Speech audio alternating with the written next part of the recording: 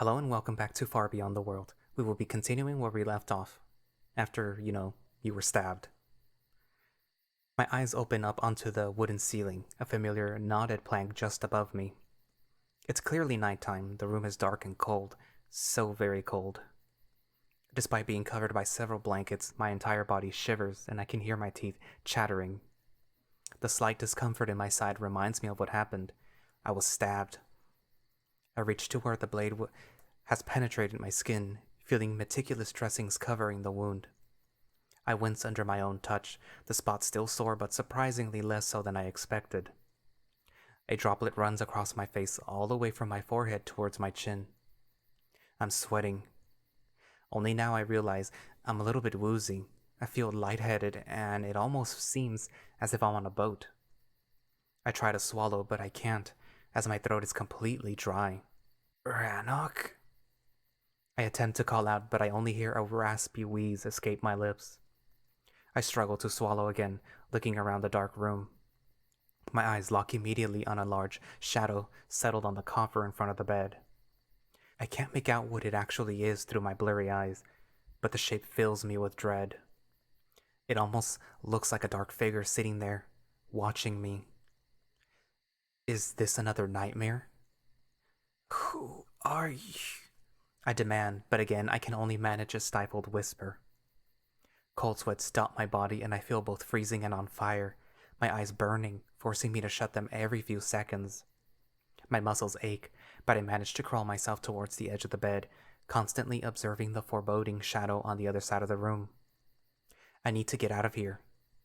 I lean myself over the edge and repeat the same mistake I made the very first moment I woke up in this world. I tumble lifelessly to the floor, and despite how hard I hit the wooden planks, my body is already in so much agony that the pain does not even register. The shadow springs up in surprise and immediately rushes towards me. I want to scream in terror, but I cannot manage anything other than a hiss. Emilio, what the hell are you doing? The shadowy figure enters the faint light coming from outside, and I immediately recognize the gray wolf. His voice draws from me an involuntary smile as I tear up seeing his muzzle and raise my arms to embrace him. Fuck, you're burning up again, he mutters as the world tilts and I'm floating again. I look up in confusion before I realize that I'm actually in his arms. I try to reach his muzzle, but my hand gives up halfway through, so I just lean my head into his breast, taking in the scent of the forest. He carries me back to the bed, resting me gently on the padding. I see his worried expression as he puffs up my pillow. You don't seem good. He reaches for something underneath the bed. I can hear slushing of water, and after a moment, he places a damp cloth on my forehead. Did you... I wanted to ask him if he sat on the chest all this time, but I only rasp painfully as he pushes his fingers towards my lips. Shh. He stands up and walks towards the cupboard, pouring water into a cup. I sigh in relief, seeing that the wolf reads me like an open book. I couldn't have asked for a better caregiver. He sits next to me, bringing the cup towards my lips. I strain to lift my head up, clutching onto the cup as the wolf tilts it, and I thirstily swallow one deep gulp after another. Once I had my fill, I exhale with satisfaction, looking at him with a grateful smile, but he looks back at me with deep concern. You have a fever. Yeah. Finally, my voice sounds as it should. I instinctively reach out to the dressing, donning my side. Does it hurt? Less than I thought it would. More than I would like. Let me have a look. He brushes my hand away, looking carefully at the bandages. I furrow my brow as I see him bring his muzzle closer, wet woven nose twitching as he takes a few deep sniffs. No fresh blood. He sighs with obvious relief, returning to face me. What was that? I was worried you might have opened it when you fell. Why did you do that? I thought I saw something. I don't want to tell him that I confused him for a demon, not when it was obvious. He was sitting there keeping vigil over me. I have implied being terrified of him way too many times than is fair towards the male. I can see a wooden bowl on the floor filled with water and a soaked cloth. He was cooling me down throughout the day. You're such a good wolf, I say absent-mindedly, causing him to smile. His tail is swooshing against the bed, and I'm glad I managed to make him feel good about himself. I feel my mind clearing up a little from the delirium. However, it makes me only more aware of how burning up I am. What time is it? Rannoch looks towards the window, going silent for a moment, clearly seeking something in the night sky outside. I'd say past midnight. Was I out all this time? For the most part. What do you mean? You did mumble from time to time. What did I say? He pauses, looking at me slightly troubled. I couldn't understand. It was in a different language. Huh. Sounded like nothing I've ever heard. I try to think if I had a dream about anything, but my mind is empty. There's nothing there for me to remember aside from this ever-present feeling of dread in the recesses of my consciousness. Random shivers rock my body and my teeth clatters loudly. I'm really cold. I brought all I have. He points apologetically to the thick bundle of blankets covering me, which I immediately recognize as the ones he used to sleep on in the other room. Those are from your bedding, I say, troubled. And your cloak. I touch the green cape sandwiched between the other blankets. It's fine. You need them more than I do. You were sleeping on the chest. It's more comfortable than the floor, that's for sure. He grins and I can't help but feel bad. I gaze at the oversized bed around me. In truth, I look more like a doll in it rather than an actual person. My eyes venture back to the wolf. I don't want him to sleep on the floor or the chest. He's already done so much for me. It doesn't feel right. But this is the only bed, and I feel even without this fever, Rannoch would object to me sleeping elsewhere, unless... I almost dismiss the thought before I realize it actually makes sense. It would solve both of our problems. I'd be warmer, and he wouldn't be sleeping rough.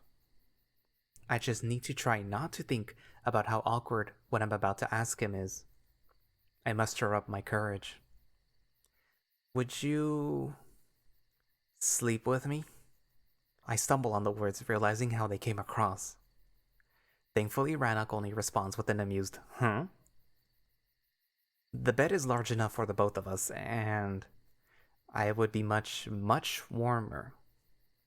Despite the fever burning me up, I can feel the hot flush on my face. You sure about this? He asks, lowering his head to lock his gaze with mine. I mean, only if you wouldn't mind. Normally I would refuse, he says almost indifferently, which causes my heart to sink. I might have miscalculated. On account of you being so sweaty and all. But then again... He bites his lip teasingly, perking one fang out. He's messing with me again. We wouldn't want you getting more ill now, would we? What? I blink in confusion, to which he only smirks. Or is it just an excuse to get to bed with me?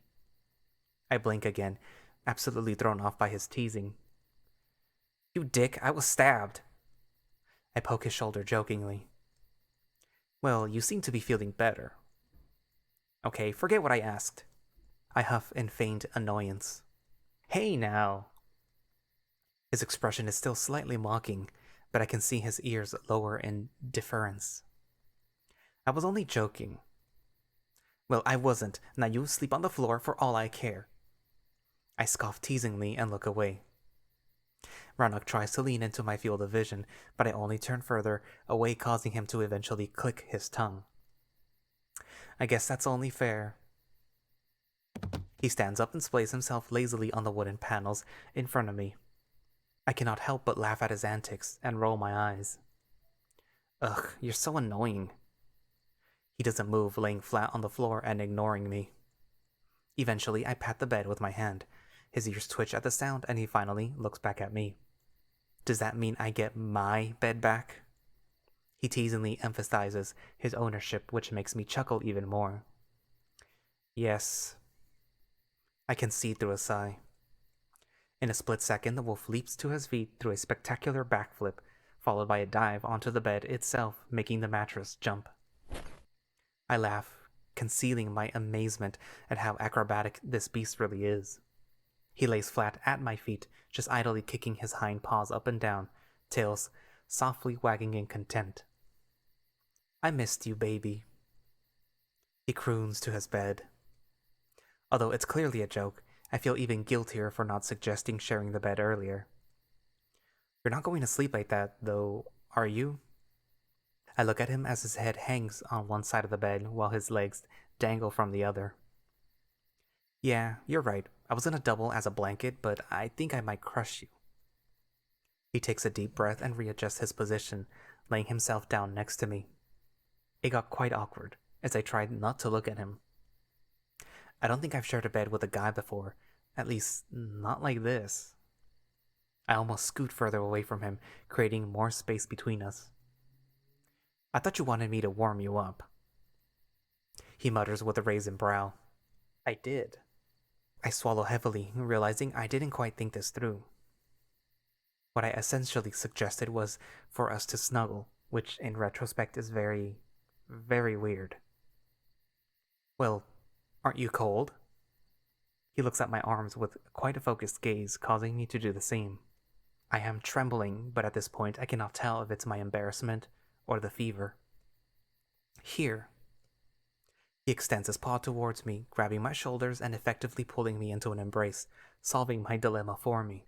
I'm so thankful for the fever, as this way at least my embarrassment is masked. Cannot have a blush if you're burning up already. But my fluster quickly melts away as I just melt in his arms. I allow my head to rest on his upper arm, gazing up at his fluffy chin. He's kind enough not to look at me, instead locking his gaze into the wall behind me, making this whole experience a bit less intense. I rest like this for a moment, almost dozing off as my mind spins violently. I don't know if it's because of his fur or my fever took a dip, but suddenly I feel really hot. You're really burning up. He rubs the sweat off my forehead with his paw, and I just feel extremely embarrassed. I don't like that he sees me this way, all wet and with streaky hair. I can see that my sweat clumped his fur together, and it's not how I imagined my first time with a guy in bed to go down. I almost laugh at how stupid my train of thought is. Perhaps I should fetch Verissa, he says in a worried tone, and I immediately look up at him. No, don't. Emilio. What reason could you possibly have to fetch her at night? Others would suspect something's wrong. Something is wrong. He almost growls at me, but quickly cools himself down. I'm worried about you. If you go for her, we will be found out. I don't care. He interrupts me with a stern gaze. You shouldn't have been stabbed in the first place. If we're found out, all of this would have been for nothing. This doesn't feel right, Emilio. It's okay. I reach up to his muzzle, petting his cheek fluff. He closes his eyes, resting his snout freely into my palm. It's not like I've done this before, but I feel like this is the pretty correct body reaction to being stabbed. I say jokingly, trying to put him at ease. He still doesn't open his eyes, clearly avoiding looking at me. I'm tougher than you think. I try to reassure him, to which a very faint, pleading whine escapes his muzzle, quite characteristic for a canine. You're such a dog. I smile in amusement, causing him to look at me with confusion. What's that supposed to mean? He sounds almost offended. Nothing. I shake my head. Despite the fever rocking my entire body, I feel quite wonderful just being this close to him. At first, it seems odd and almost wrong to get so intimate with what is pretty much a beast man, but now that I'm just resting in his gentle embrace, nothing could feel more right. I snuggle myself closer, almost burrowing my nose into his chest fluff. Comfortable? I croon, just taking in his scent. It almost feels like I'm laying in a meadow with Rannoch's breath imitating a warm breeze. I'm so comfortable that I don't even notice the rare tremors going through my body every now and then. You're still shivering, he says sleepily as he tries to steady me with his other paw. It's fine, I respond, just enjoying his warm hold. I'm perfect. I adjust my head on his muscle. Never would have guessed that a bicep could make such a comfortable pillow. It gives great support while still being soft enough, not to mention the fur, which just makes it all the more cozier. I don't know how long we lay like this. Time ceases to matter as I simply enjoy the moment until I feel something blunt pressing against my stomach, just below my navel. I pull my head away from his chest, looking down at a visibly expanding bulge between his legs. Despite the pants, I could clearly see the outline of his wolf hood. I mutter, looking at his muscle with a conflicted expression, but he seems fast asleep. I can see his eyes move beneath his eyelids, and his soft, snoring sounds almost as if he's faking it, but I decide not to press the issue. I mean, do I really want to have this awkward conversation? Perhaps he just can't help it, like a sort of night version of morning wood. Better leave this forgotten and unspoken, even though it does seem almost flattering. I nestle my head back into his bicep, feeling his breath again, brush my forehead, and doing everything I can to ignore his hard-on pushing against my underbelly. I lay like this for some time, struggling to fall asleep between occasional shivers and cold sweats, but the calm rhythm of his expanding chest sways me back and forth, as if in a furry cradle. It slowly lulls me, and eventually I manage to doze off.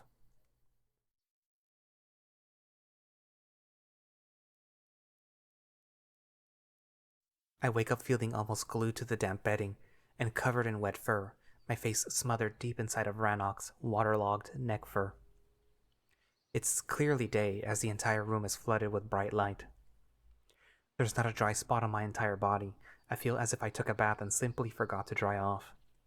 I want to push away only to realize that Rannoch has rolled over onto me during the night and I am half crushed beneath him. I try to wiggle myself out, but it's pointless. His massive arm and leg wrap around me, holding me securely in place, while his torso simply pushes me deeper into the bed. He must weigh a fucking ton. It's not what I actually mind. Being beneath him like this is actually nice, if not for the glistening skin and the ever-present sogginess. I think that even without my fever, I would have been drenched in sweat, as sleeping like this is pretty much akin to going to bed in a freaking fur coat. I actually noticed my fever is gone. I look to the still sleeping wolf. His soft snoring makes me reluctant from waking him up. But he doesn't react to my gentle nudges, and I start to feel a little bit claustrophobic. I rub my eyes of the excess moisture only to grimace at the scent. Ugh, I smell like dog breath. I quickly sniff my hands, realizing it's saliva. Rannoch has been drooling right onto my forehead during the night. It's the push I need to shake off his charm and finally elbow him in one of his ribs. Huh? What? He snorts, raising up his head and finally allowing me to breathe freely. I take a deep gasp, enjoying fresh air free of our joint musk. Suddenly, I freeze up, feeling as the male grinds softly against me, his actual morning wood pressing rhythmically into my groin. What the f... I look up at him wide-eyed. He's still half asleep, pulling me tighter underneath him, straddling me like one would straddle a crumpled-up duvet. He yawns, opening his massive jaw, tongue dangling out in a goofy fashion. I feel as his entire body tenses up, all of his muscles tightening around me in a groggy stretch. His flexing makes me blush hard as I feel his powerful form grind against my tiny body. Rannoch? Another stab into my groin, this time his wolf hood poking right into my balls. Rannoch! Huh? He pushes up with his paws, looking down at me flanked between them. Emilio? He blinks, allowing himself one final absent-minded thrust, causing me to wince in complete humiliation. Fuck! The wolf jumps off the bed, stumbling onto the floor and landing on his rump with a loud thud. I'm sorry, I'm so sorry, he yelps, quickly covering his clear erection with a paw. I don't even move, feeling as if I was trying to avoid a T-Rex. If I don't move, maybe he'll just go away. Fuck, I don't want to talk about this. I don't want to even acknowledge this. Oh no. Only now I register the tingling in my groin and how tight my loincloth got. I'm hard as well. I roll over onto my belly, hiding my face into the wet pillow. Why is this happening? I can hear him struggle to vocalize as he sneaks towards the door. I'll be in the other room. The door creaks and then I hear them shut. Fuck. I might have lost my memory, but I know I have never been so mortified in my life. Not only we got way too intimate, I'm basically all wet and stinking. What a horrible first impression to make. You don't share a bed with a hot stranger when ill. Wait, hot? What the fuck am I even thinking? What is wrong with me? I slam my head repeatedly into the pillow, causing wet slapping sounds which immediately make me cringe. That's not what it sounds like! There's a screech of wood accompanied by a clatter of falling objects coming from the next room. It almost sounds as if Rannoch flipped the table over, the thought making me flinch a bit. You okay? Fine, he shouts out immediately, a hint of anger clear in his voice. I can hear him hastily readjust whatever it is that he tripped over. I'll go get water, he mutters and leaves the house in a hurry. I smile reluctantly, taking some comfort in the fact that he's as much embarrassed by this as I am. On the subject of water, I really do need to figure out a way to wash myself properly. I reek. Whatever was going on with me throughout the night, my body burned it off like a supernova. I decide to get out of the waterlogged bed and take a stretch. Oddly enough, I feel quite well. I even touch my side, rubbing and pushing against it, trying to ascertain if I'm healing well. There's not much pain, maybe a little discomfort, but that's about it. I guess Vol really knew what he was doing.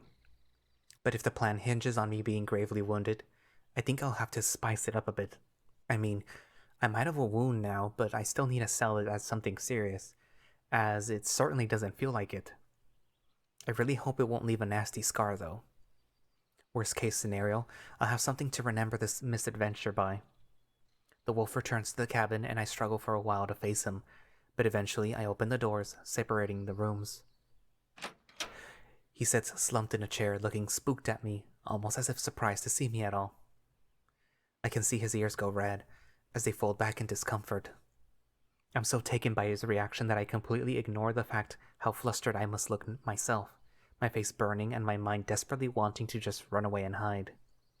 But we cannot let something as stupid as this get in the way of what's important.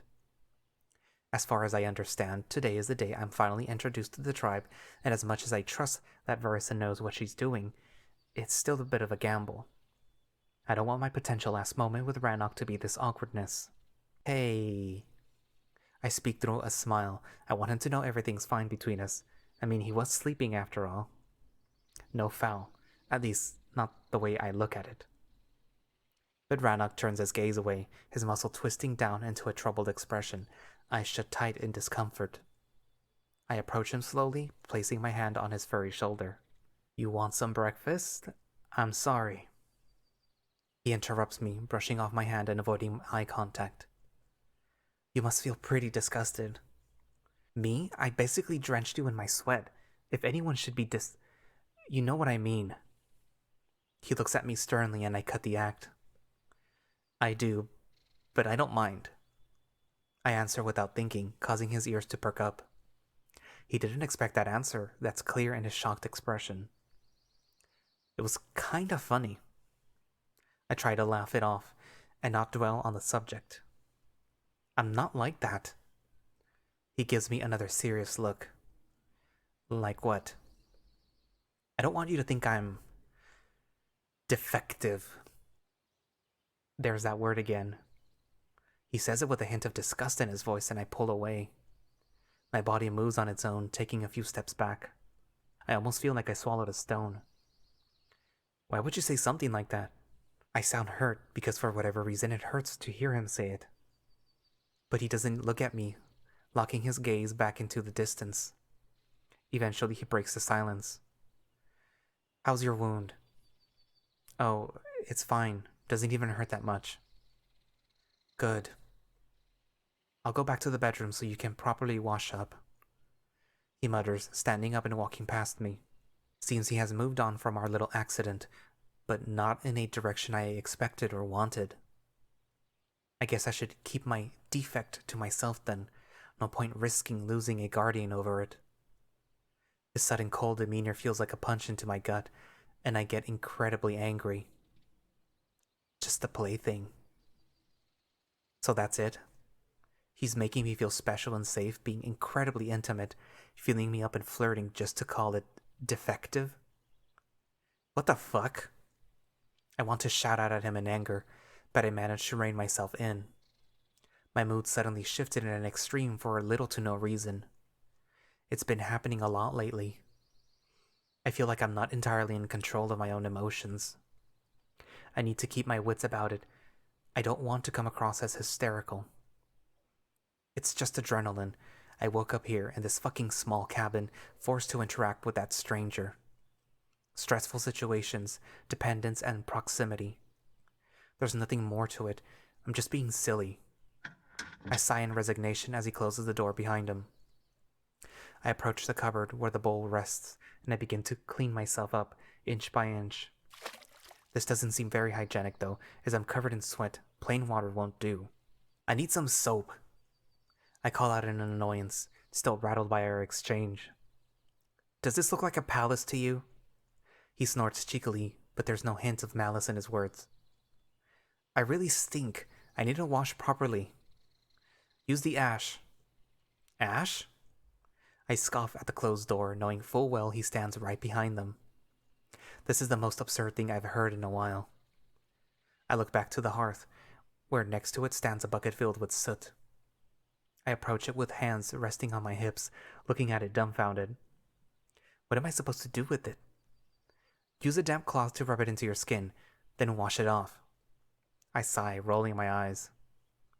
This is like a shitty camping trip out of a nightmare. However, as skeptical as I was, the ash proves amazingly effective in removing the grime from my skin.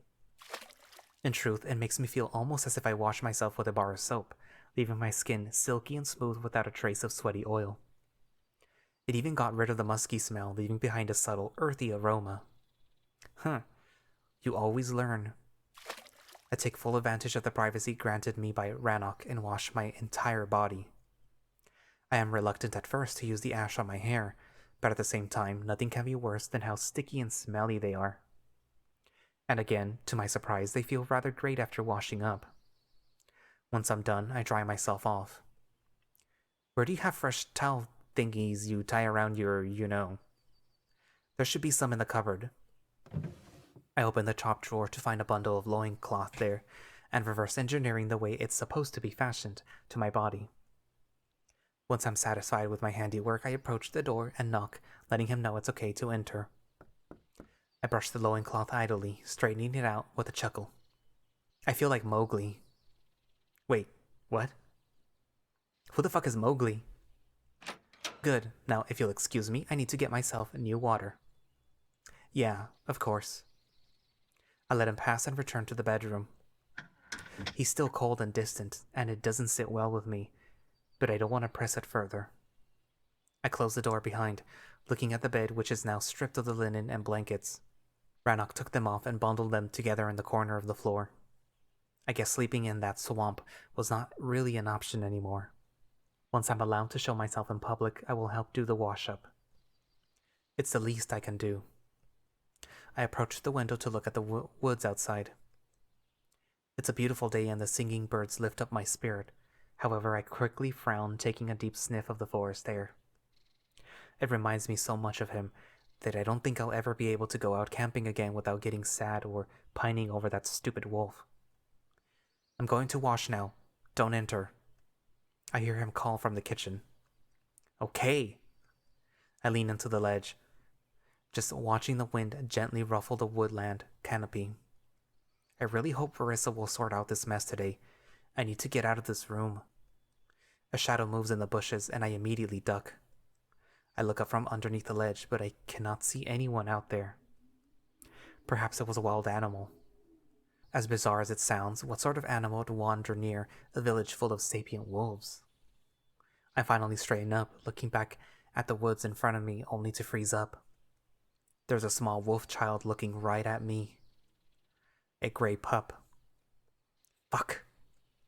I want to wave at him, but the kid bolts into the bushes, exactly where I thought I saw a shadow move earlier. I can hear my pounding heart go into a panic. What do I do? I start moving towards the doors to warn Rannoch, but I stop in my tracks as a loud banging rings across the entire cottage. Rannoch! Father! Fuck, there's no way that kid ratted me out already. There was no time for that. What to do? I'm washing up, just give me a moment. I hear Rannoch's padding towards the bedroom, and he quickly opens the door, almost kicking them out with me. Hide!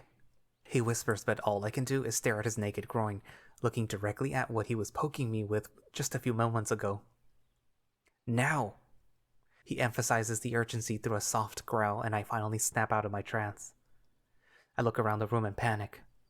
Where? Into the chest! He hastily throws the coffer open and pulls me towards it. Wait, what? I gaze inside with worry, seeing his padded armor alongside crumpled clothes and what looks like 2 sheathed swords. There's enough space for me to get in, but it would be a tight fit. But before I manage to raise my objections, he shoves me inside and slams the cover shut. I impale myself on a scabbard, stuck in an upright position. The dull tip sinks right into my left butt cheek, causing me to cringe in pain. God, I want to scream, covering my mouth with both hands.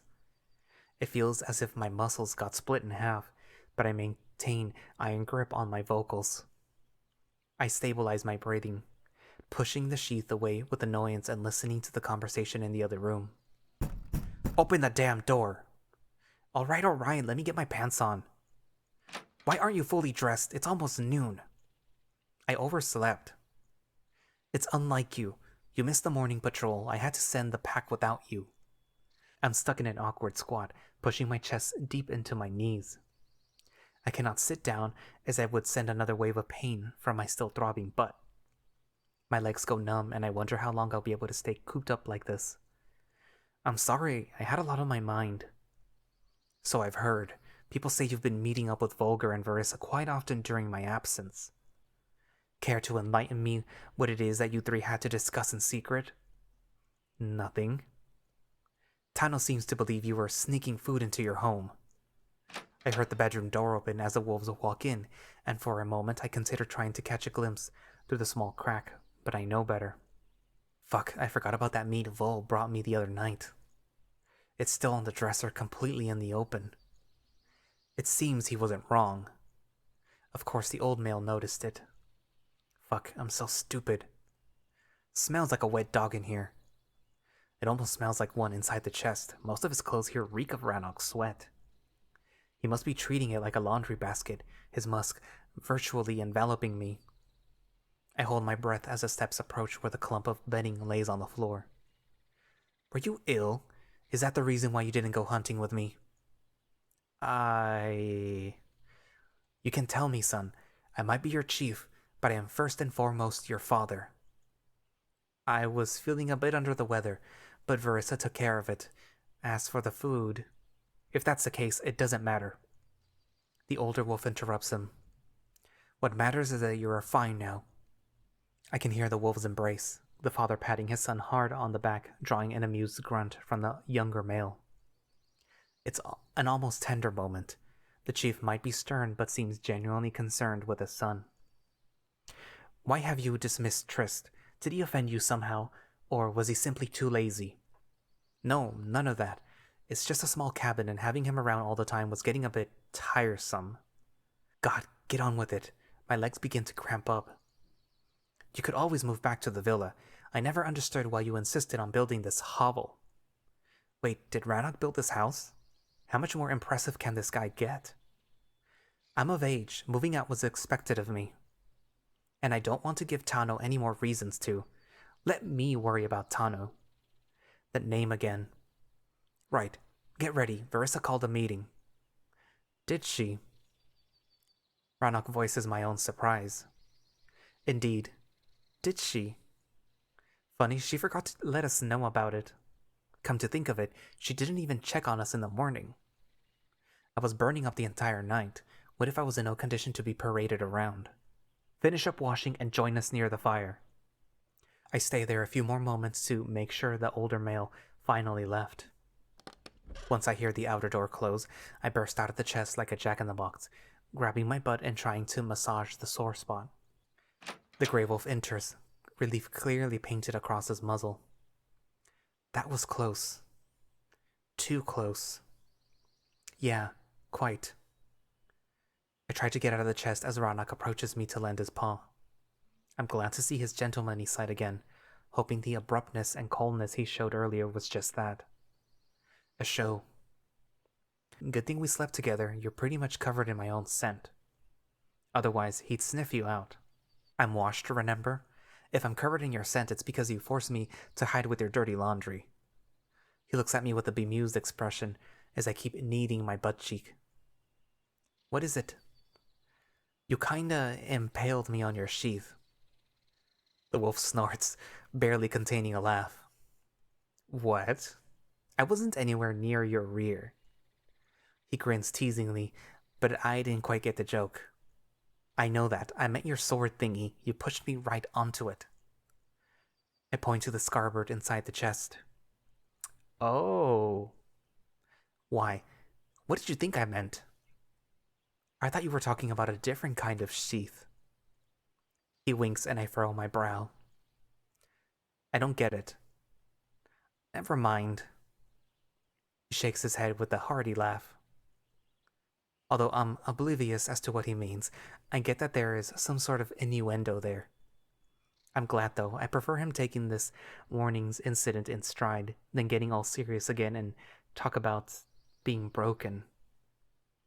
Who's Trist? I ask absent-mindedly as the name caught my attention. He used to be my attendant. As in, what, a servant?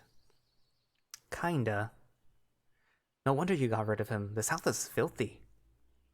I didn't want him to do any cleaning, and the reason why I had to get rid of him is standing right before me. He smirks at me challengingly, and I cringe at the revelation. I don't feel good knowing someone lost a job because of me. Oh, sorry. Don't be. I couldn't have taken any chances. He dismisses me with a paw. Right, so what do we do now? I guess you need to stay here while I go to the meeting. Have to go see what Verissa came up with. I see him frown, eyes clearly filled with worry. It's a bit troubling we didn't hear from her since yesterday. Yeah, I thought about that as well. A moment of silence fills the room as neither of us knows what to say. Both of us bury deep into our own thoughts when a loud banging shakes the cottage again. His father's back, but this time his voice is much, much different. Rannoch! The old male practically roars. Fuck, the pup! I have completely forgotten about him. We don't even get a chance to move when the bedroom doors fly wide open, the chief charging in with a murderous gaze in his eyes.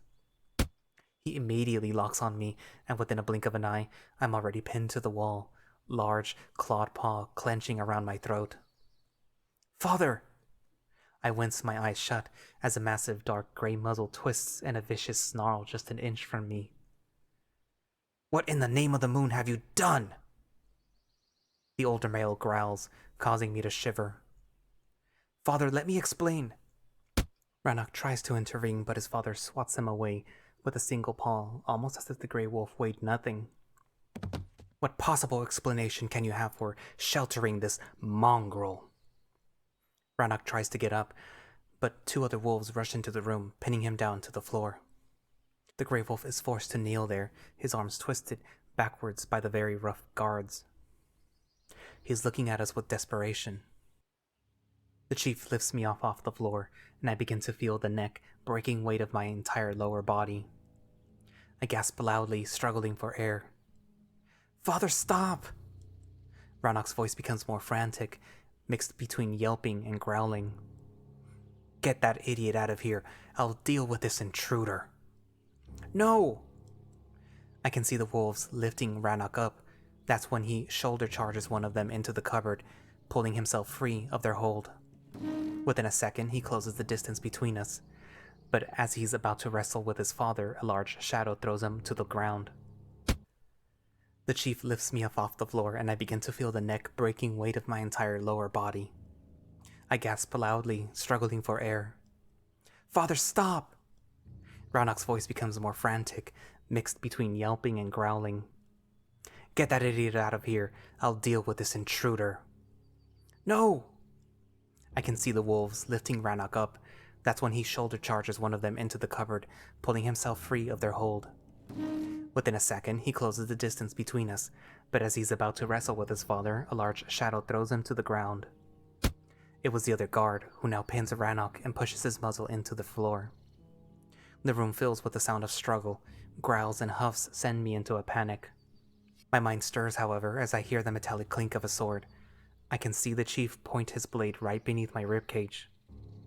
"No, you're making a mistake!" "I'm fixing one." I feel the cold metal make contact with my skin, and the tip sinks slightly into my flesh, drawing first drops of blood. I know she said not to say anything, but fuck the plan. It already went to shit. Sanctuary. I struggle to speak through my, again, crushed vocal cords. What? Law of Silovin. I manage, when suddenly the stranglehold on my throat releases completely.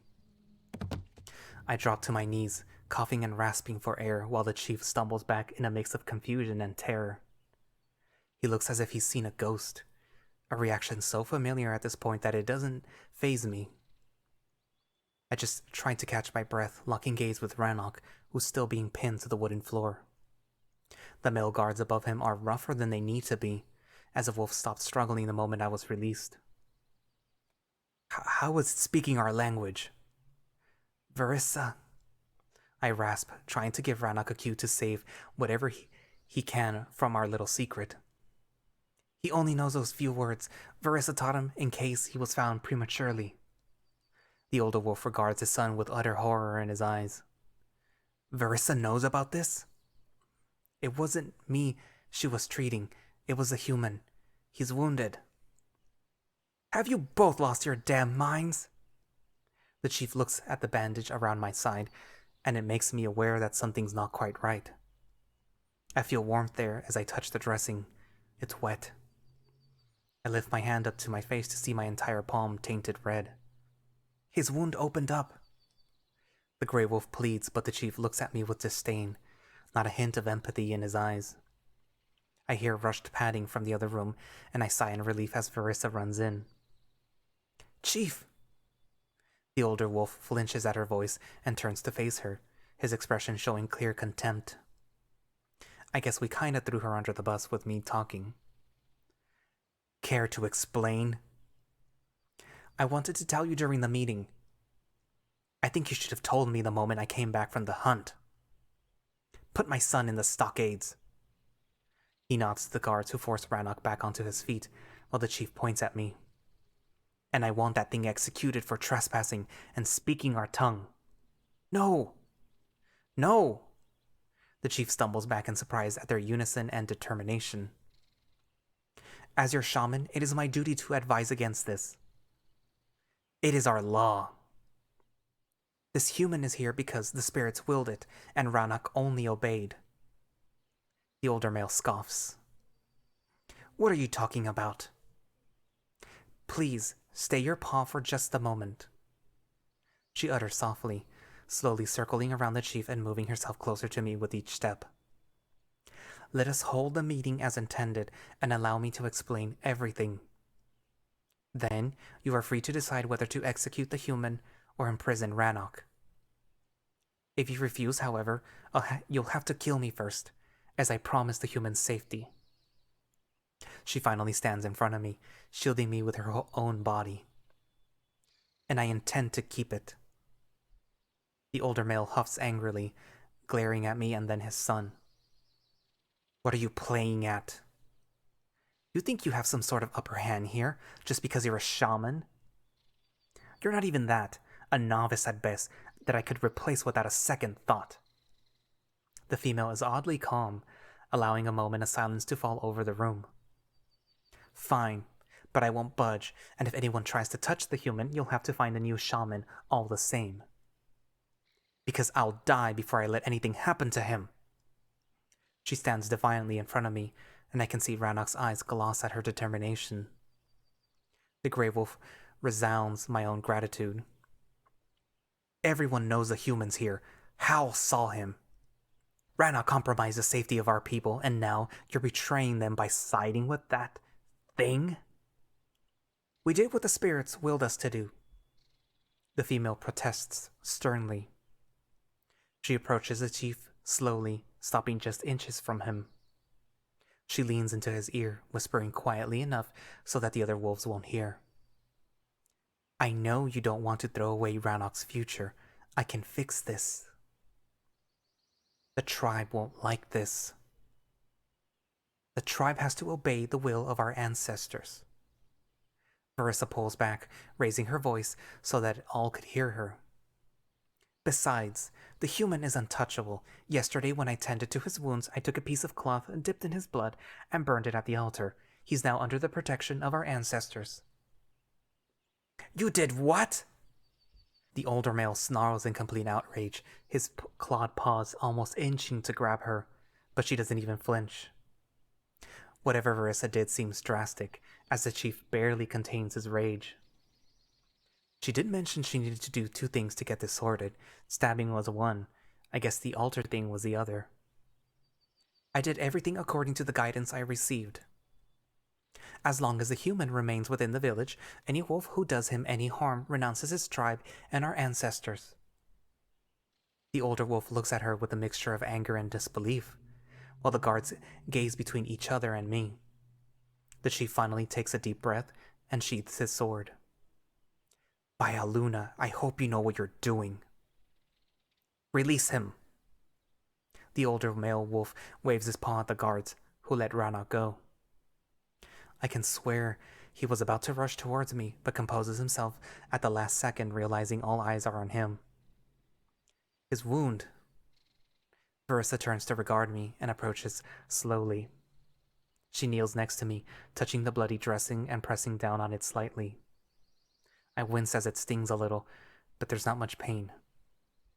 She rubs her fingers, covered in blood, bringing them to her nose and taking idle sniffs.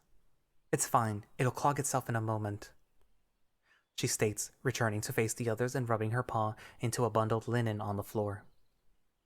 I do hope she's right, as the bandages got quite red.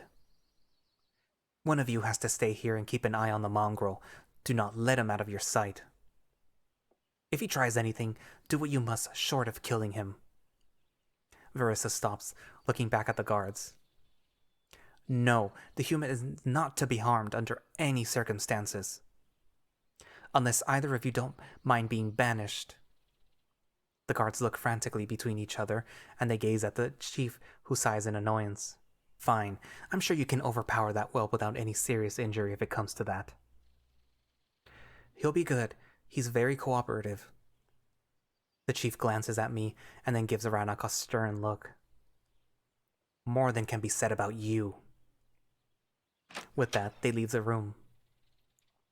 Rannoch stops at the doorway, looking back at me with a sorrowful gaze. I'm sure he didn't imagine this day was going to take such a turn, but here we are. I almost feel angry at myself that I didn't make better use of the time we had together. I can't tell myself I couldn't have known, because I did know. Vol did warn me the very first night. I just didn't listen. I tried to give him a reassuring smile, to give him strength to go through whatever it is that's going to happen next. He returns that gesture just before he leaves the room. The 2 guards play some form of rock, paper, scissors to decide who's going to be saddled with me for the rest of the day. The loser grunts in annoyance, and it makes me chuckle. This is such familiar behavior. The other male leaves in a hurry, while the one forced to watch me stands in the doorway taking a dignified pose. He's regarding me from time to time with both suspicion and disgust. That's not a disgusting look, that's a, oh no, I'm blushing look. I would try to at least kill some time talking to him, however, we still have to play the game of me being ignorant. I just resigned myself to that corner, sitting beneath the window ledge and observing how the shadows in the room grow longer and darker. Knowing my fate is being decided in some meeting a stone's throw away unsettles me, and I feel a knot forming inside my stomach. Time stretches mercilessly, and it almost feels as if I'm sitting here for days.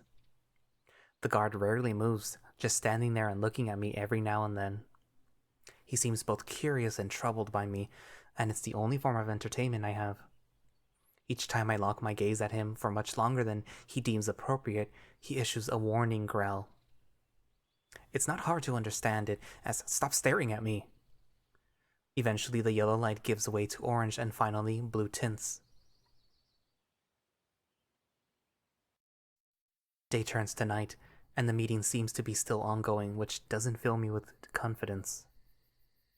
If Arissa had this truly figured out, the meeting wouldn't drag on like this, would it? Not knowing my fate is torture. Are these my last moments before execution? Or if the female manages to save my life, will I get cast out instead? Whatever the outcome, the only thing that keeps worrying me is if I get to see Rannoch again. I want to be with him alone just one more time, so we can talk. I want to fix whatever mistake we made this morning. He's not defective, not to me, and I want him to know that. I might be confused about what is going on here, but I don't want him to believe that being himself is in any way wrong. That little exchange triggered something inside of me. I felt like being in his shoes before. I did allow others to dictate what I can and cannot be. That's a feeling even my memory loss cannot erase. He's right. My situation is a clean slate. I don't want to feel like this ever again. I like guys, and I will not be ashamed of it. I will not allow anyone to make me feel defective. And I will do everything in my power to ensure that he does not allow himself to be boxed in either. I will not have any illusions that he's into me. What happened in the morning was just a fluke. I'm a scrawny little kid. What could possibly a handsome wolf like him want with me? Wait, handsome? Oh, no. I don't even know why I think about this. Is it possible I started having feelings towards him? This is absurd. It's just in my head. I'm in a stressful situation, and you don't fall for a guy in a stressful situation. Especially when you just met. That's like the biggest cliche there is. And yet, am I into him? No, this would be all sorts of wrong. No, you might be. I think I might be. I mutter under my breath, drawing attention of the guard. Shit. He's not surprised though, at least not as every other wolf was so far. He simply shrugs and returns to look at the wall in front of him. I guess he didn't hear me. Good. Ugh, this is so messed up. I sigh, simply slumping into the wall and gazing at the ceiling in resignation. 100 years later, I finally doze off.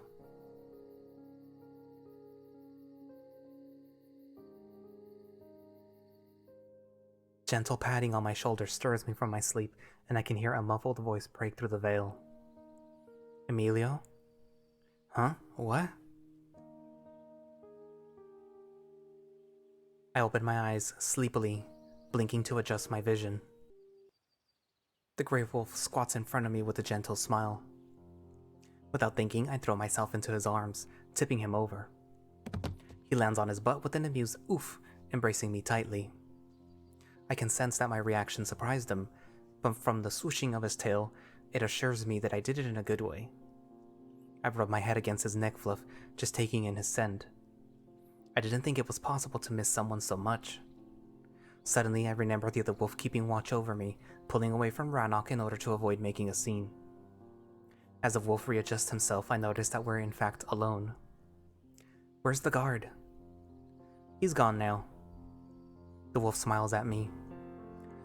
Hope you were treated okay. He might as well have been part of the furniture, didn't budge or make a sound. Why are you on the floor? You should have used the bed. Rannoch raises one brow, nodding towards it. Honestly, I was afraid to startle the guy. He was super tense. Ha, for someone so tiny, you were incredibly ballsy with dealing with wolves. And again with that Kaelin stuff. He's been calling me tiny a lot. I guess he really likes that nickname. Since I see you instead of an executioner, I take it we're good? Yes. He nods with clear relief. Everything's fine. You're released into my custody. What does that mean? That... He cuts off, slightly troubled. He's clearly looking for the right words. That I'm responsible for you. So pretty much what we wanted, no? I inquire, as the pause makes me slightly worried. Yes, pretty much. He chuckles, extending a paw to help me up. As I stand up, my eyes are immediately hit by a harsh beam of light. Damn, it's morning already? I squint. Yeah. You talked through the day and night? It was a hard sell, he admits with a bit of embarrassment.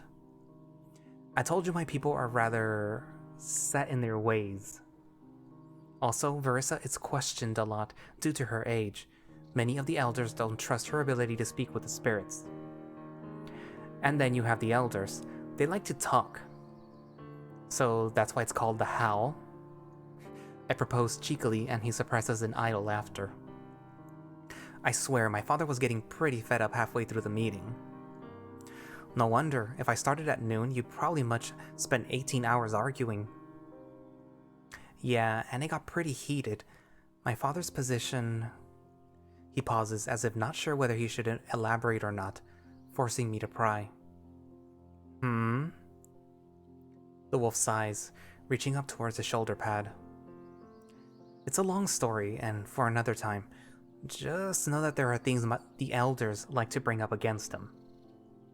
I watch uncomfortably as he struggles to undo a latch beneath the metal plate. You need help with that? It looks rather fiddly. I ask needlessly as I lift my hands, already reaching up towards his pads. You don't have to. He pauses as my small fingers already sunk beneath the plate. With a click, the metal piece of armor is detached, and the wolf places it carefully down on the ground. Thank you. I watch as he removes his cloak along with the leather strap, which secures the shoulder pad in place and held the blade on his back. He rests his massive longsword against the wall next to the chest. Only now I have a good look at that thing. It's nearly as tall as the candelabra. It must weigh a frickin' ton, which explains his massive arms. I bet he could easily split me in half. My eyes wander around the room as a blush creeps onto my face, especially as he undoes his belt, allowing it to cling to the floor with a loud thud. Do you want me to put it all away? The chest, perhaps? Another flop draws my gaze back to him as he drops his padded armor carelessly onto the heap. Aren't you settling into your role? He laughs teasingly. Let's just leave it here. I'll have to put it back on soon enough. I only have a few hours to rest. The wolf walks towards the bed and sits down, reclining back onto his elbows.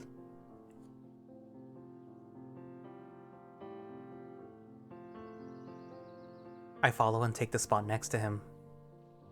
It's a beautiful morning, and although the wolf's expression invites me to admire the light spectacle outside, my eyes wander to the sun rays gently kissing his sculpted body.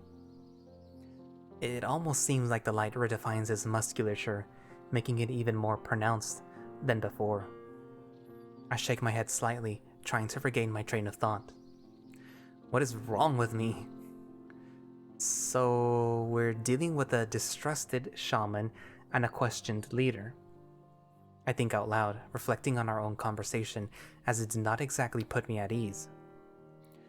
Seems like this whole place is pretty unstable. You have no idea. Rannoch laughs, smiling at me with amusement. That's not a good thing. If anything, it sounds like my situation isn't exactly sorted, and it's clear Rannoch realizes that. He sighs and nods in defeat. I know. But one thing at a time, friend. He pats my shoulder reassuringly. Friend, I am both glad and distraught to hear him call me that. I treasure his friendship, and I'm glad that our previous mishap didn't hamper it, but... Is it really all he wanted me to be? I sigh, not even sure where my thoughts are taking me. We sit like this for a moment, in silence. I can clearly see he doesn't know what else to say while I'm deep in my thoughts. I desperately try to escape my infatuation. There are more important things at hand. If Verissa and the chief's position are indeed insecure, I might prove to be their undoing.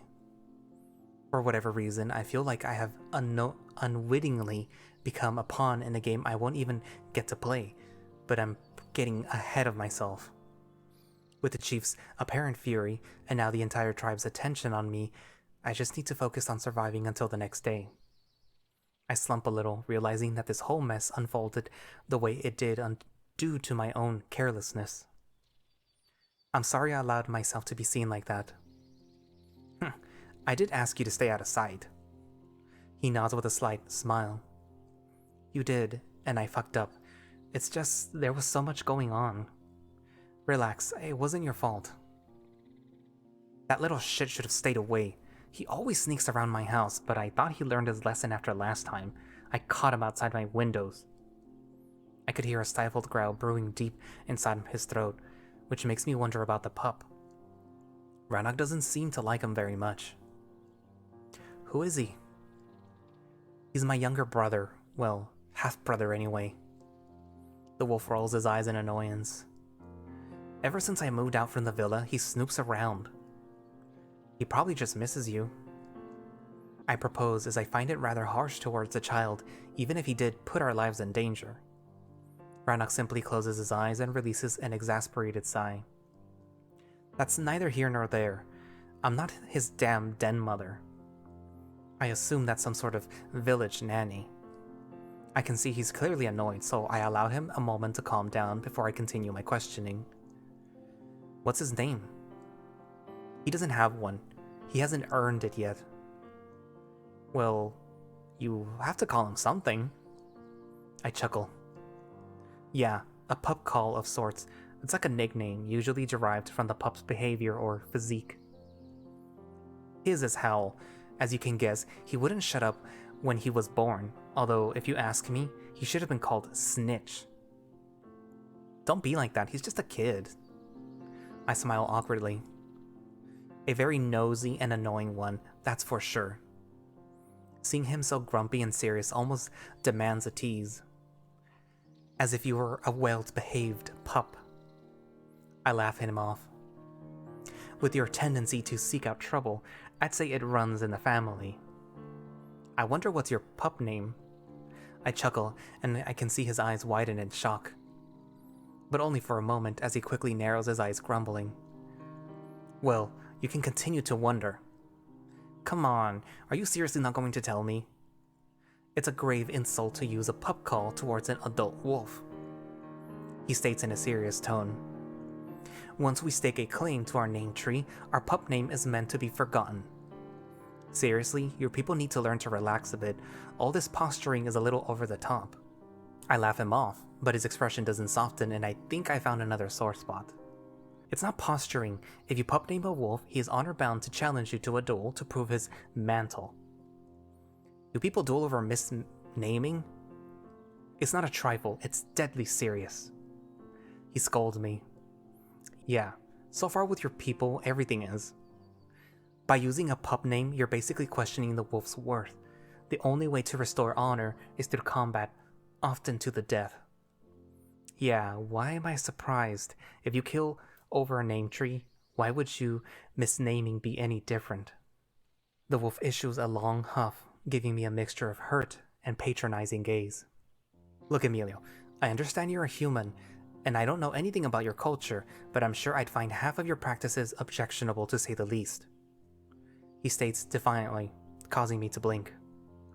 We have lots to learn from each other, I can see that. But for any learning to take place, there has to be a willingness to listen and to understand one another. I want to learn from you, but so far all you do is mock our customs and give me flank over everything I don't control. He finishes chastising me and I slightly sink into my shoulders. Although harsh, his words ring true. I've been overly cynical, if not outright critical, of his way of life. Yeah, you're right, I'm sorry. I admit in defeat. All of this is just extremely confusing to me, but none of it is meant as an insult. I guess it's just my defense mechanism. I don't understand what's going on, and I don't remember anything beyond what's happening here and now. So instead of panicking, I try to pick everything apart that's new. He listens carefully to my explanation, his expression shifting a little. I'm really sorry. I'm just trying to fill up this utter void in my head, so I tend to overthink everything you tell me. You seem quite functional for someone who claims to have an empty mind. He mutters, almost as if he began questioning my memory loss. It's all just an act. In reality, I'm in the same boat as you are. I don't know any more about the human culture than you do. He narrows his eyes, but this time more worried than annoyed. I don't remember how humans do things, but somehow I feel that even if you were to tell me, it would still feel as alien as the rest of all of this. What are you saying? You weren't living among your kin? In truth, I want to tell him I feel as if I'm from another world entirely, but this would just be admitting lunacy. I sigh in resignation. Yeah, I guess so? So I suppose you live somewhere along the Tigiri then. Would explain your superiority complex. I give him an annoyed look. Your guess is as good as mine. I can see his eyes drill into me as if expecting me to elaborate. I don't know what to tell you, Rannoch. I've got nothing. I shrug and he scoffs in amusement. Well, not exactly. You still have your compass. He bumps into me with his shoulder, forcing a reluctant laugh out of me. If you say so. I shrug, defeated, and the wolf looks towards the window. It's clear that my memory loss bothered him almost as much as it bothers me. It does put a hole in his plan. Can't take me home if there is no home to speak of. Eventually, after a moment of silence, he looks back at me with his usual determination. There's always tomorrow. We'll get your memories, Kaelin. He grins, ruffling my hair, and I smile back at him for a moment before I pause. Hold on. Suddenly it hits me. All of this time he's been using my characteristic as a nickname. I can see his grin widen at my realization. You dick, you pup-named me. Took you a while. He winks cheekily and I snicker. All this talk about how insulting this while you've been pup-calling me all along. You're such a hypocrite. As the kettle sets to the pot. He snorts and I decide to teasingly punch his shoulder, although putting some actual force behind it. My knuckles buckle as I hit a stone wall and I immediately have to cradle my hand in slight discomfort, causing him to laugh. Also not really a hypocrite if you are as helpless as a pup. He laughs off my pathetic attempt at roughhousing and in turn punches me right in the chest. Just like I did, he places a little bit of force behind his tease and I wince in pain, rubbing my now aching breast. See, a total pup.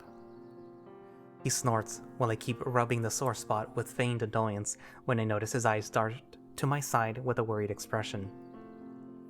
It's almost as if he forgot himself and is now worried that he might have overdone the punch. Such a good wolf. How's your wound? The wolf asks, his voice lined with concern. I was worried sick. I couldn't think straight about anything else. Honestly, I think it's fine. I look down at the bloodied bandage. Although it looks bad, the blood has dried off and the wound beneath doesn't even hurt anymore. I'm glad no one took a look at it, because Vol might have been too careful. Are you complaining that he didn't stab you hard enough? He laughs nervously. Well, I've never been stabbed before, but this feels too good for a grave wound. I kinda forget it's even there most of the time. I, for one, am glad. I would like to put this whole mess behind us. I nod in agreement, and we both gaze idly at the window. He leans back, tensing out his exposed belly, and I have to fight the urge to just pet it.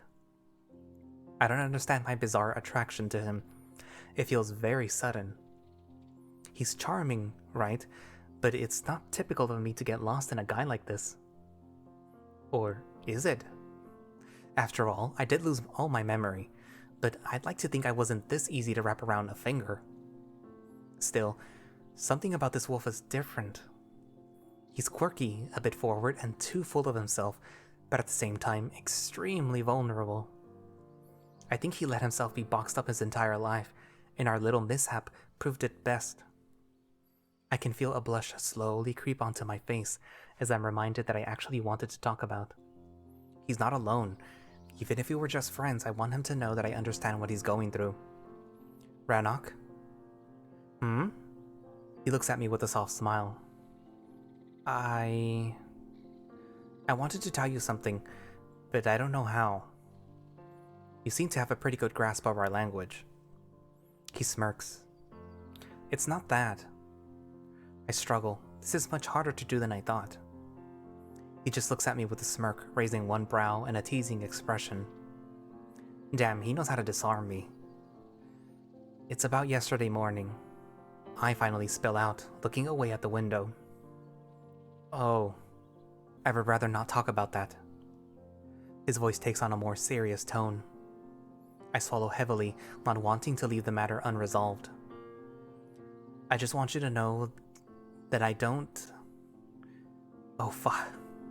I sigh. I don't mind it, okay? And if you do, I hope you won't start calling me... defective. I cringe, really unsettled by the term. I would never.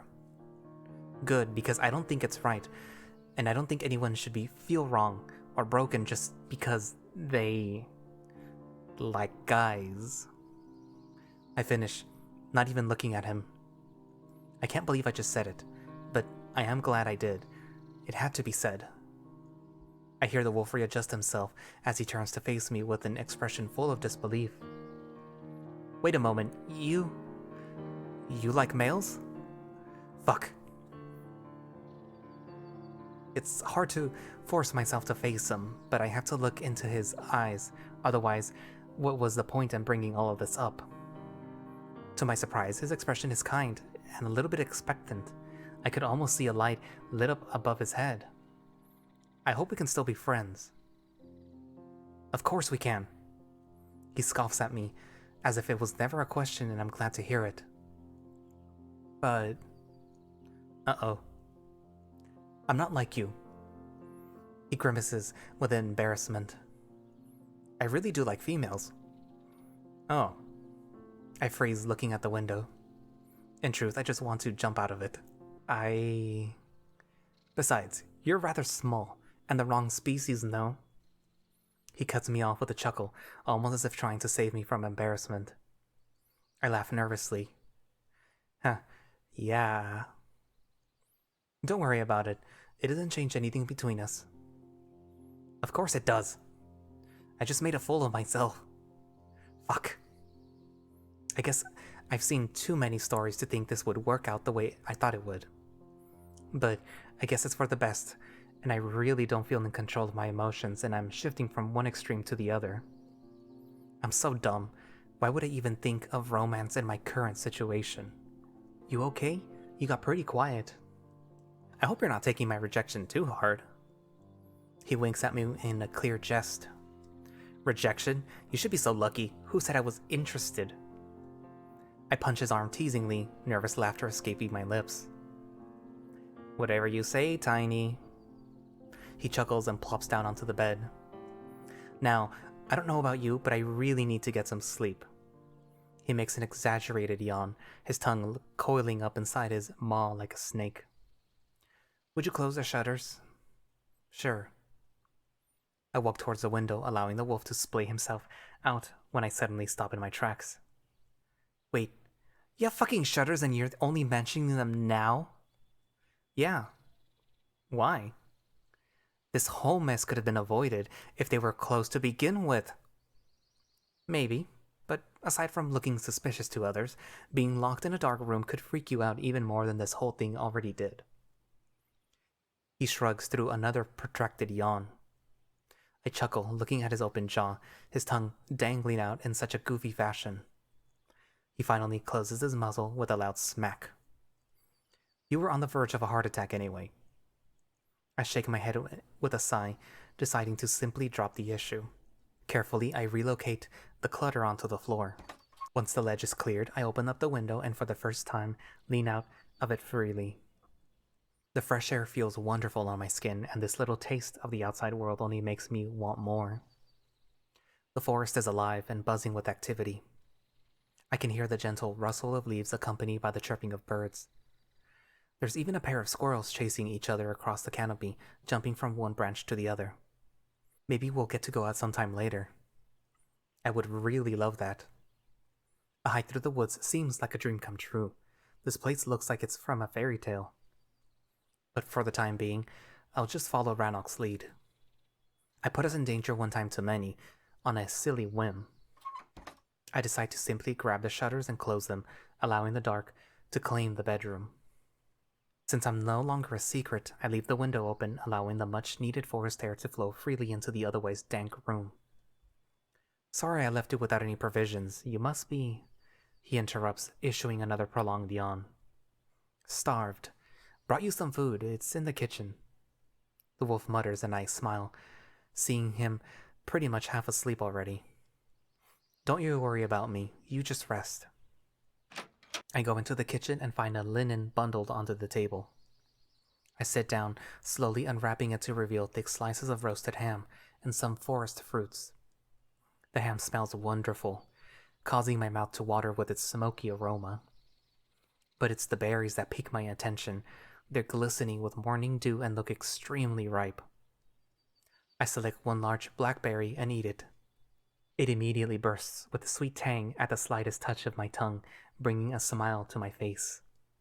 They're freshly picked and carefully selected, which must have taken some time considering this season. Why is he trying so hard if he's into girls? I sigh, shaking my head. I'm reading into things again while I could focus on more important matters. I'm curious how exactly the meeting went. Rannoch's description doesn't fill me with confidence. I can understand Verissa being questioned a lot after all. I myself kinda felt she was too young to be a shaman. And I don't even know what shamans do. But the chief? He seemed like one tough guy. Why would he be questioned? It almost sounds as if the elders had a hook on him, which in and of itself is rather scary. I might not have a full picture to truly understand the power dynamic of this tribe, but it seems the elders have a large sway. At this point, I'm not sure if it's my place to wonder such things, or if it's in my prerogative to know the details due to the situation we're all in.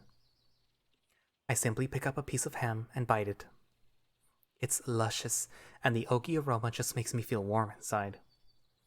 This food, although very simple, really hits the spot. I don't know why, but I have a feeling that I was used to much different types of meals. A bit more complex, true, but devoid of this pure joy. I regard the parcel again, seeing that the selection is rather odd. I flash my brow as I decide to give it a try.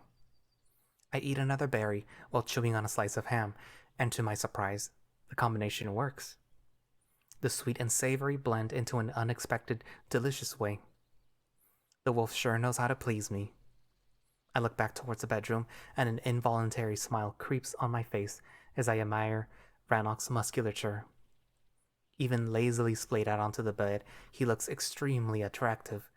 Wish I was this photogenic. Wait, photo what? Ugh, another one of those weird fucking words I somehow understand but have no context for. If this continues much longer, I'm gonna go insane. There goes my appetite. I just sit there looking at the window with a slight worry. I might be finding my bearings among these wolves, but I'm as much in the weeds with regards to who I am as I was the day I woke up. I'm just starved for answers, and I'm sure this is the reason why I push for additional information whenever I can. I need to keep an eye on this. I don't feel like pressing Rannoch for unnecessary details, especially if he doesn't feel like divulging just yet. So far, trusting him worked out just fine. Realizing I won't be able to eat anymore, I simply walk to the cupboard and wash off my hands. I guess I should rest a bit as well. My body is aching all over from sleeping rough. As I return to the bed, I can see that Rannoch is already fast asleep, snoring slightly as his massive chest expands and falls down into a slow rhythm. His muzzle is buried into the pillows and slightly opened, allowing his saliva to dribble out. I smile, knowing all too well how this wolf drools in his sleep. I'm glad it's the pillow that will now soak up all the spit. You're so cute for someone so big. I mutter, fighting the urge to just rub his belly, but he's too darn adorable not to. My hand reaches towards his breast, and I hesitate for a moment. That's when a lazy stretch tenses up his body as the wolf readjusts himself slightly, and I cannot help myself anymore. I let my hand sink into the lush coat of his chest, ruffling it gently. My fingers slide beneath the moonstone for the first time, feeling its surface. It's polished and heavier than I expected. I move it slightly out of the way so that I can rub his breasts. His expression adjusts into a soft smile. He's clearly enjoying this even through his sleep. I move my hand gently towards the abdomen, trying not to stir him from his slumber. I ruffle his coat around his navel, drawing another idle stretch from the wolf. I chuckle quietly. He's so fluffy, I'm gonna die. My fingers brush against his entire belly, his coat soft and inviting. But even now I can clearly feel defined muscles beneath all that fur. He really didn't have an idle moment in his life. I press slightly harder as I try to give his abs a slight workout. He groans softly, and I instantly blush, noticing his crotch tense up. I'm no longer sure which one of us gets more out of this little stimulation. I allow myself a few more moments, but as I notice my own excitement, I decide to stop. I exhale heavily, trying to release the pent-up tension. This got slightly awkward. I rub my hands uncomfortably, trying to figure out what to do. For a moment, I consider returning to the floor, but then, remembering his own words. Rannoch wouldn't be happy if he found me like that. I look back to him, still sleeping in perfect bliss. He looks so peaceful that I decide to simply lay beside him, although keeping appropriate distance. He made it clear he's not interested, so I'll respect our personal spaces. Last thing I want is another awkward accident. I know his tendency to roll over, so I simply take one spare blanket and furl it up to create some sort of division between us. I lay there for a moment, feeling most of my body ache.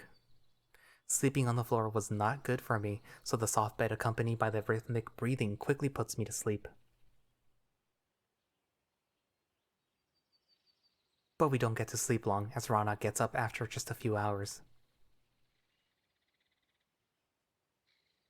I have to admire his self-discipline, as getting out of bed is almost like an uphill battle for me.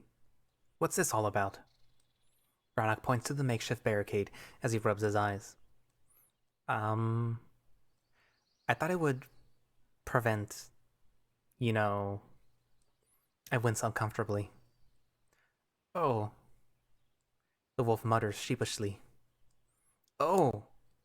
He almost shouts out in sudden realization.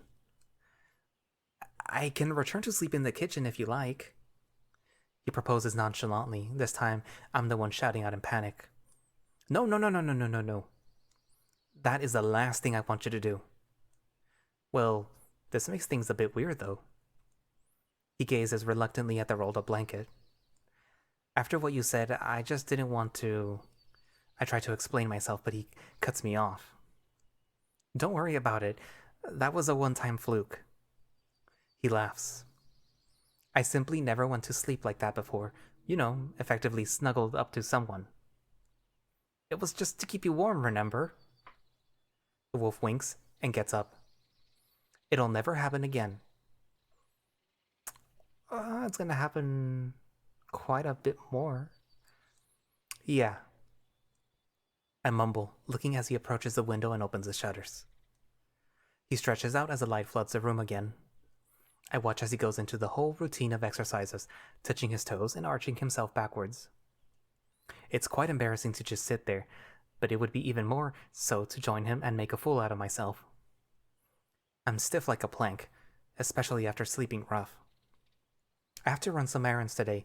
My father is in a rather sour mood, as you can imagine. I need you to stay out of sight while I'm gone. Although you're allowed to stay in the village, you're still kind of controversial. Yeah, I figured. And there goes our hike in the woods. Don't worry, it's not permanent. Not if I can help it. At the moment, you're freaking out everyone a bit, but it should pass with time. I'm not happy about being cooped up in the house any longer, but I don't exactly have a choice in the matter either. I'm working with Verissa on a plan to smooth things over. Once that's done, you'll be introduced to the tribe proper. And that means...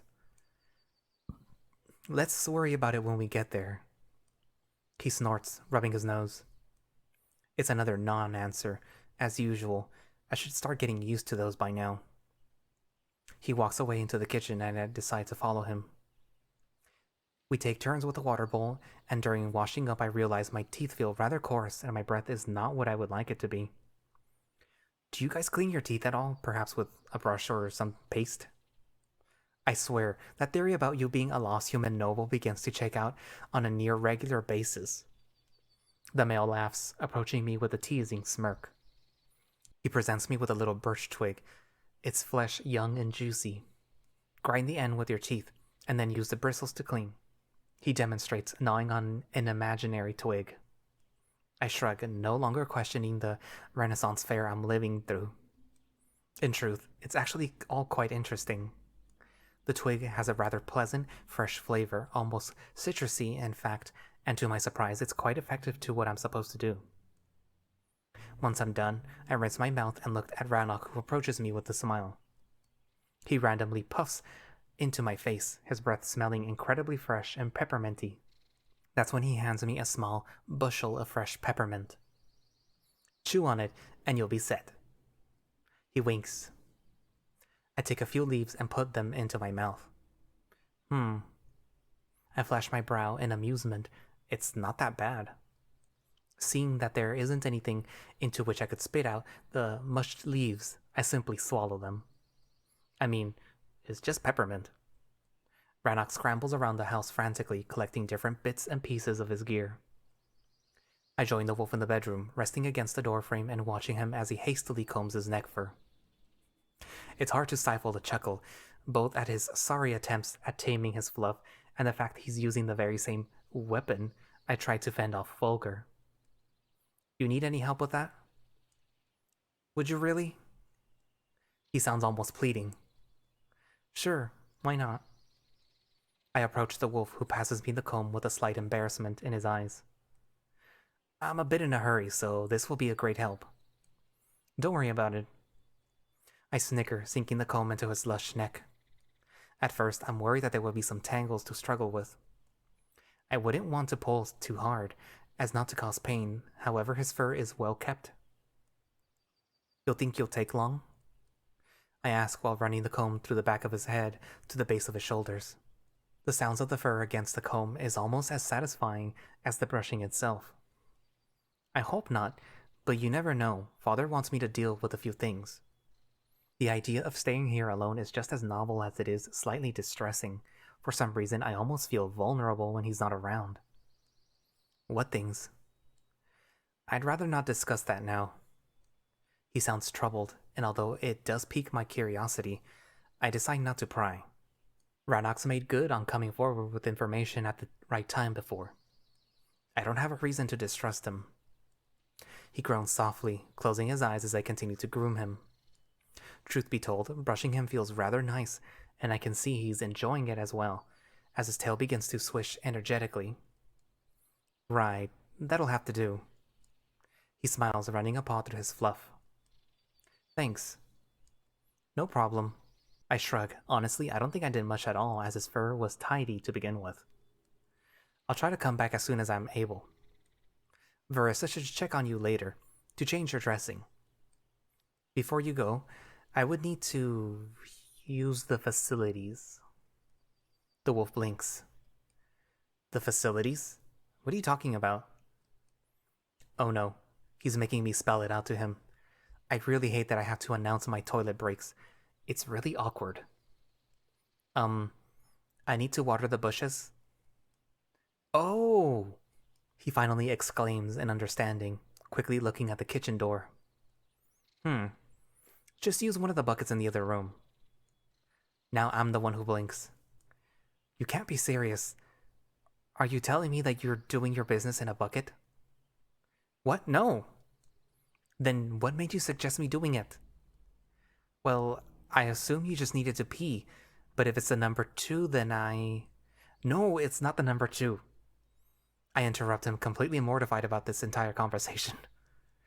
I just won't be peeing in a bucket. La-di-da, my lord.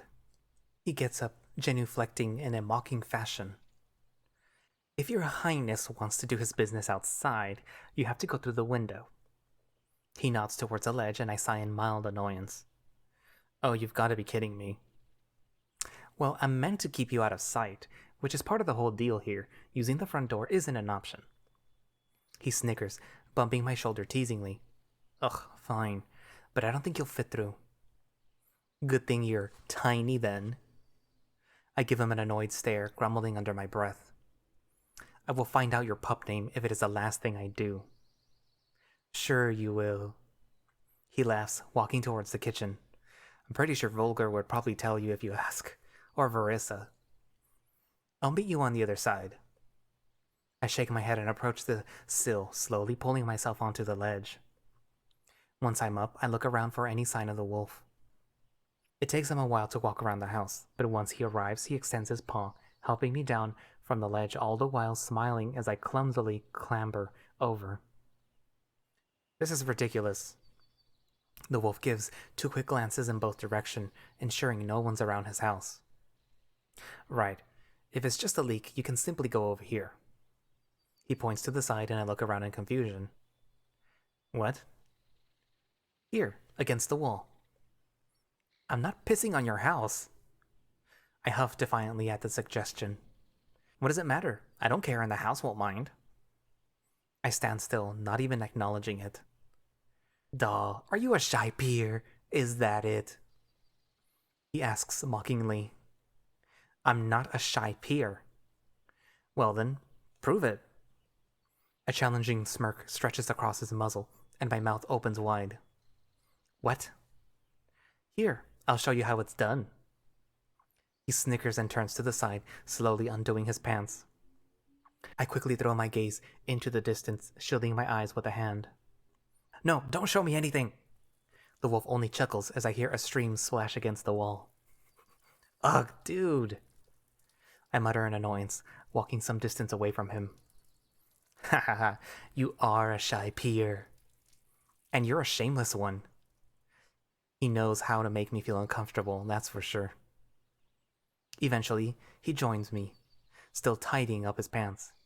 Once he's done, I can see his arms swoop to embrace me, but I manage to evade his grasp at the very last moment. Nope, you're not touching me with those paws until you wash them. I didn't piss on them. Ranak scoffs at the suggestion. I'm serious. He laughs, shaking his head and giving me an amused shrug. As you wish, my lord. Just take me to the toilet, please. I almost sound pleadingly, really getting more and more uncomfortable about this whole situation. The outhouse is a little further behind, he says with a worried tone. I'd rather no one see you. You sure you can't just muster the courage to go here? Is this the only privy in the entire village, or are you expecting people to query up to yours in particular? Ha ha, fine, cut the snark. The wolf shakes his head and waves at me to follow. We walk a few paces through the bushes until I can see a small shed nestled between the trees. Right, here it is. Yep. I nod, pretty much having my worst suspicions confirmed. I look around, almost as if hoping that there's another toilet more suited to my needs materializing out of the blue. but I quickly realize that there's no way around it. Okay, now, if you don't mind, I sigh, shooing him away with my hands. I don't know about this. I'd rather stay close. Rannoch, I am not planning an escape, and I doubt anyone is going to ambush me while I'm on the loo. I just want to have some privacy. I mutter in resignation, and the wolf gives me an awkward smile. Fine, fine, you're right. Sorry. He backs down slowly, and I take a deep breath.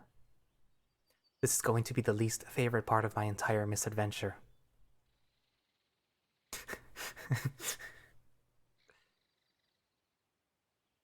I try to pull myself back onto the ledge, but before I even know it, Rannoch aids me in my struggle.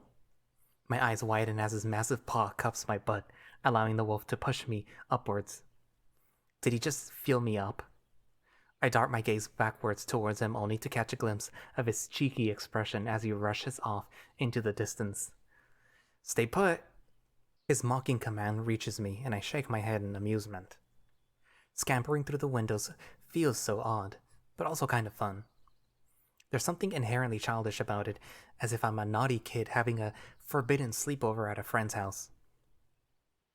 And I think that's where I'm going to leave it for today because this episode has run on for a lot longer than I anticipated.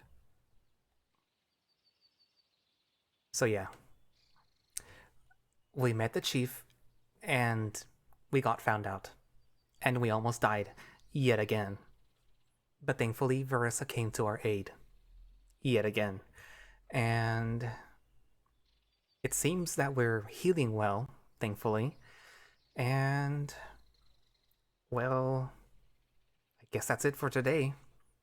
But anyways, thank you all for watching / listening. If you would like to play Far Beyond the World yourselves, there will be a link down in the description.